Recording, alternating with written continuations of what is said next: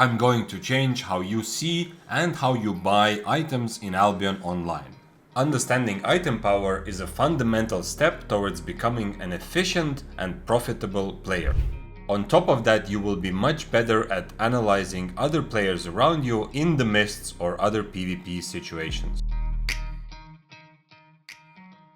Okay, so what determines an item's IP in Albion Online? All items have a base IP. For all non-artifact items, this is the same number. However, artifact items will start out a little bit higher depending on which artifact they require to be crafted. Okay, so once we have the base IP, which for non-artifact items will be 700 IP at tier 4.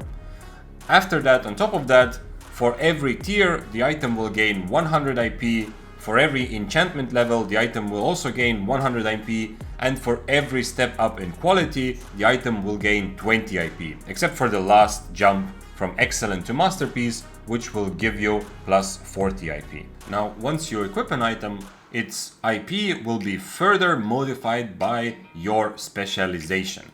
Specialization, or spec for short, essentially reflects how good your character is at using any specific type of item. If a complete beginner and a veteran with full spec use the exact same item, the veteran will have roughly 400 to 450 IP more on that item than the beginner.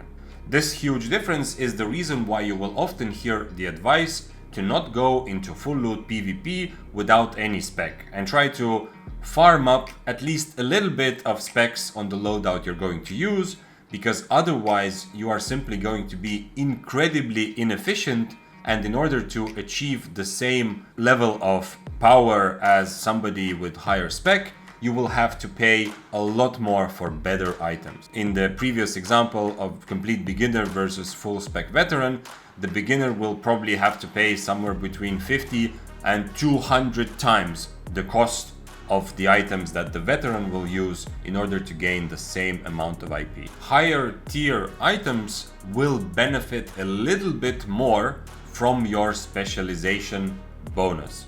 This is the stat that you will see on all items of tier 5 or higher, and it's called Mastery Modifier. Final little tidbit before we move on: no matter how you arrived at a specific IP number for your item, the result or the effects of that IP will be the same.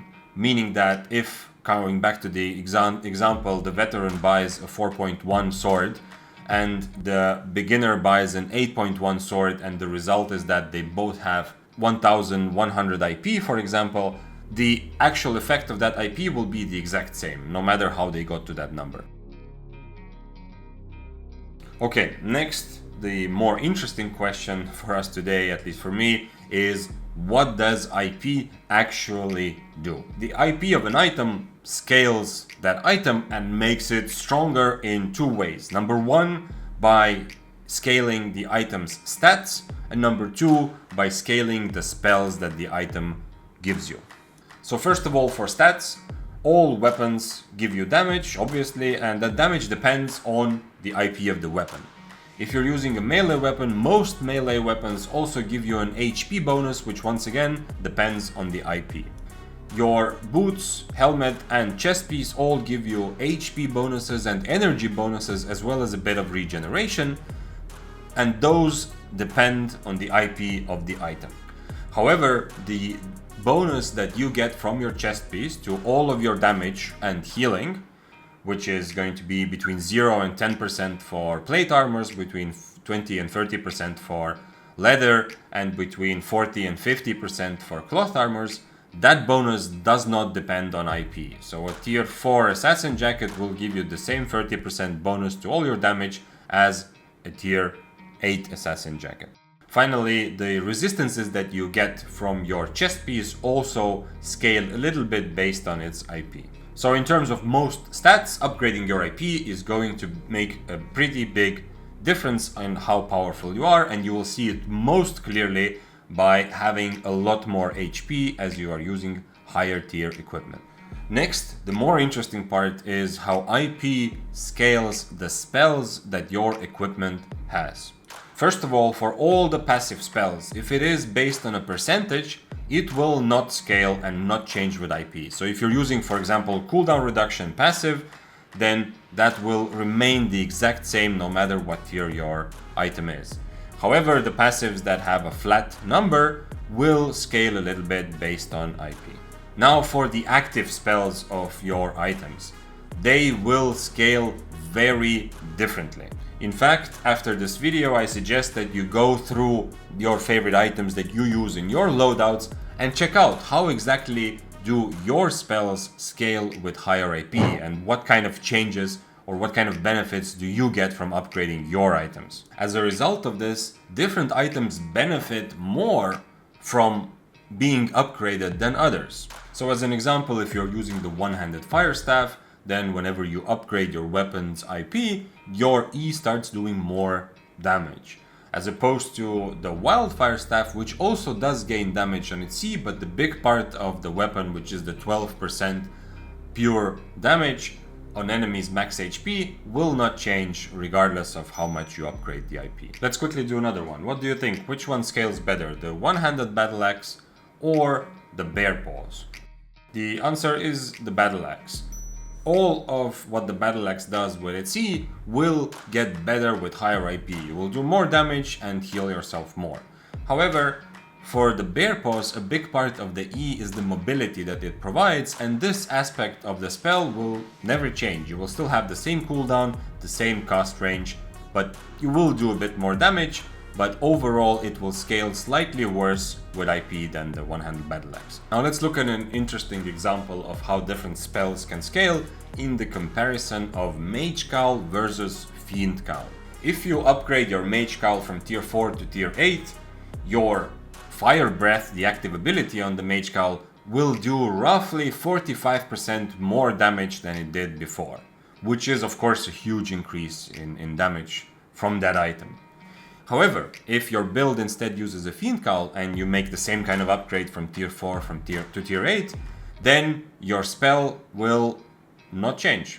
Nothing about the Fiend Cowl Spurge will change. It will be the same cooldown, same cost range, same type of spell. Now don't forget that upgrading any item's IP will increase its stats, but I think it makes sense that if you're using a Mage Cowl, you will get much more value from upgrading it than you will if your build includes a Fiend Cowl or, for example, Helmet of Valor or Soldier Helmet or other items that don't really change in any way in terms of their active spell. Okay, so how can you actually use this knowledge? Understanding these mechanics allows you to be deliberate and efficient with the type of upgrades that you make to your specific loadout. For example, if your build and your playstyle revolves around doing a big burst of damage with your weapon and then using your defensives and kiting tools in order to avoid interaction with your opponent until your next E is ready again. The examples of this playstyle are, for example, the One-Handed Curse or Fists of Avalon. In those cases, it makes a lot of sense for you to prioritize upgrading your weapon to increase that burst of damage, because the kind of defensives you have are not gonna gain as much benefit from the upgrades. So maybe you will go one tier higher weapon than the rest of your set, or in the case of One-Handed Curse, maybe you will even go for 2 tiers higher weapon than the rest of your equipment. Now a different example, let's say that your build is centered around the Stalker Jacket, which is pretty popular in the Mists. Maybe your fight plan is to keep your enemy in your Stalker Jacket to do the damage and prevent them from fighting back with, I don't know, maybe Cultist Cowl for example, and your weapon's primary function is just to keep your enemy in the Stalker Jacket and then kite them while you're waiting for your next rotation. If this is the case, then it would make a lot of sense for your specific build to upgrade your Stalker Jacket first.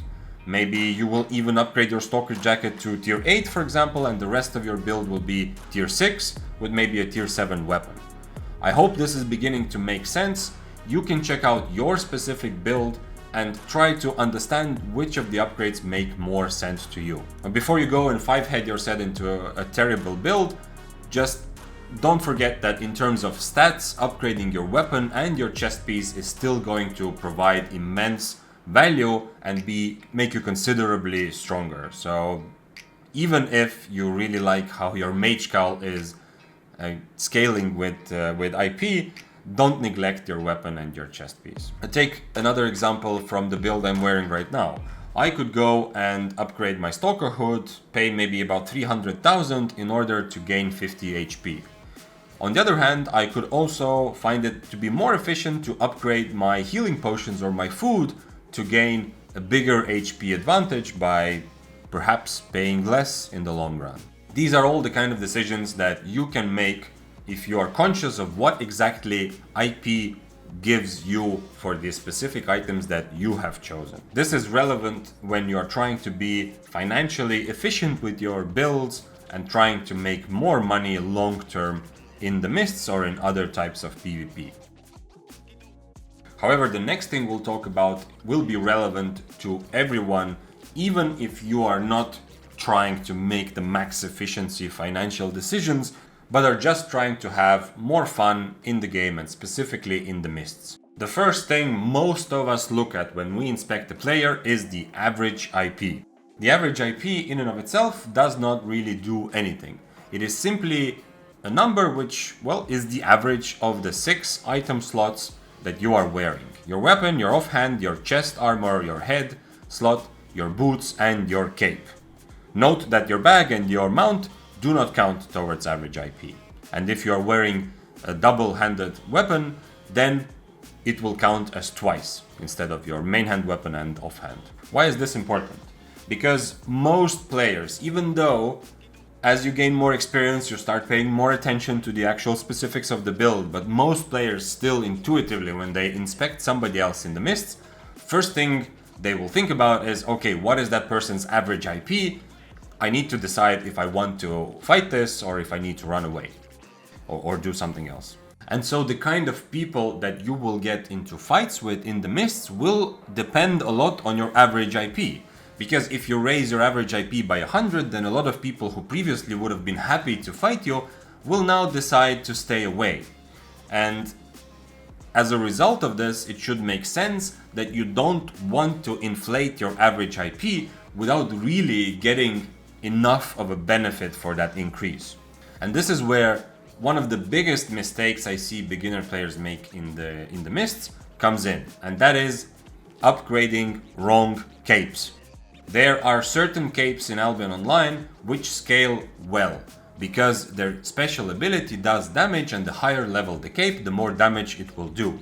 For example, the Thetford cape or the Avalonian cape are good examples. If you buy a higher IP Avalonian cape, you will actually get a decent benefit from doing more damage when the ability procs. However, there are a lot of capes that only scale in terms of their cooldown, such as the Undead cape, for example, the Limhurst cape, the Martlock cape. All of those will give you the exact same benefit, regardless of if you're wearing tier 4 or 8.3, with the only difference being that cooldown of the ability will be slightly shorter on the higher IP cape. Those capes that I mentioned have such a long cooldown that realistically you will use their special ability once per fight in 99.9% of cases. And so upgrading one of those capes and inflating your average IP is a terrible idea, because without getting any real benefit or becoming stronger at all, you are increasing your IP by maybe 60 or 70 points. And refer back to what we just talked about, this means that the opponents that you are going to be able to get into fights with in the mists are going to be stronger. In fact, for any experienced player, if they see someone with a high level Undead cape or high level Martlock cape, they will instantly know that this is somebody who either is a beginner and new to PvP, or someone who is so experienced and has such a good economy that they don't really care about money anymore. Note that upgrading the type of consumables that you use is another way to become significantly stronger in PvP without raising your average IP. With my specific loadout, upgrading from tier 6 to tier 6.1 healing potion will give me about 75 extra HP per potion.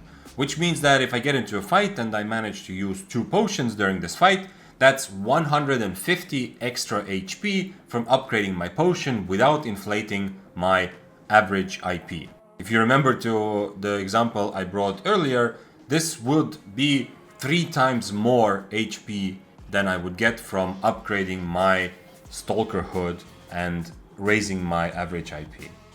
Don't forget to share the video with others who could benefit and have more fun as a result of knowing these things. Bye!